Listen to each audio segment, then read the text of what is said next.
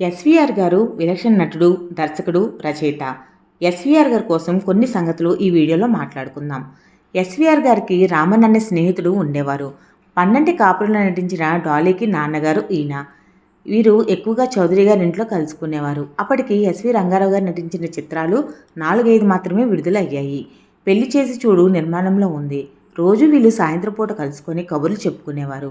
అప్పటికి ఎస్వీఆర్ గారు చాలా సౌమ్యంగా మాట్లాడేవారు. పోను పోను రంగారావు గారు అహంభావం పెంచుకున్నారు. హరిశ్చంద్ర చిత్రంలో ఎస్వీఆర్ గారి నటనను రామన్ గారు విమర్శించారు. రంగారావు గారు ఆయనతో దురుసుగా వాదించారు ఆ విషయంలో. కాకపోతే అంతలోనే మర్చిపోయేవారు ఎస్వీఆర్ గారు. ఎస్వీఆర్ గారి జీవిత కథ రాయాలనుకున్నారు రామన్. ఈ విషయమే ఎస్వీఆర్ గారికి చెబితే కొంచెం తలతిక్కగా వ్యవహరించారు. రామన్ గారికి కోపం వచ్చి వెళ్ళిపోయారట. మళ్ళీ రంగారావు గారే రామన్ గారిని కలిసి నా కవితలు ప్రచురించమని అడిగారట. నాకు ఏ జర్నలిస్ట్తోనూ ఎక్కువ చనువు లేదు, ఒక్క రామన్తో తప్ప అనేవారట అందరితోనూ. రామన్ గారంటే అంత ఇష్టం ఎస్వీఆర్ గారికి. ఎస్వీఆర్ గారి చలనచిత్ర రజతోత్సవం రామన్ గారి సారథ్యంలో జరిగింది. ఇది కేవలం రుణానుబంధం అంటూ ఎంతో పొంగిపోయేవారు రామన్ గారు. రామన్ గారు తన కూతురు డాలీ పుట్టినరోజుకు రావాలని పిలిచారు. అప్పటికి రంగారావు గారు షూటింగ్లో బిజీగా ఉండి రాలేను అన్నారు.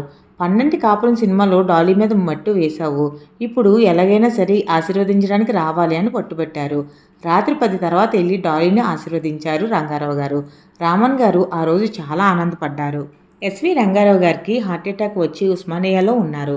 అక్కడికి రామన్ గారు 2-3 సార్లు వచ్చి వెళ్ళారు. అలాగే మద్రాసు నుండి రోజు ఉత్తరాలు రాసి ఆరోగ్య విషయంలో జాగ్రత్తగా ఉండమనేవారు. రంగారావు గారు అల్పసంతోషి. రామన్ గారి నుండి రోజు వచ్చే ఉత్తరాలను చూసి రామన్కి నేనంటే ఎంతో శ్రద్ధ అని అందరికీ చెప్పి మురిసిపోయేవారు రంగారావు గారు. హార్ట్అటాక్ వచ్చి కొంతకాలం జీవించి మళ్ళీ యథాతథంగా పూర్తి చేయాల్సిన పనులు మొదలుపెట్టారు. యశోద కృష్ణ హార్ట్అటాక్ రావడంతో ఆగిపోయింది. ముందుగా ఆ షెడ్యూల్ను పూర్తి చేయాలనుకున్నారు. అందులో కంసుని పాత్రను ధరించి శాశ్వతంగా నిలబడిపోయే ఒక కళాఖండాన్ని అభిమానులకు అందించారు. దానిని పూర్తి చేయడానికే ఆయన కోలుకున్నారేమో అనుకున్నారు అందరూ. ఆ తర్వాత ఆయన చనిపోయారు. ఆయన చనిపోవడం బాధ అయినా నమ్మిన వాళ్ళని మోసం చేయలేదు రంగారావు గారు. అందరికీ అన్నీ అమర్చి ఏ లోటు లేకుండా చేసి వెళ్ళారు. ఎస్వి రంగారావు గారిది చరితార్థకమైన జీవితం.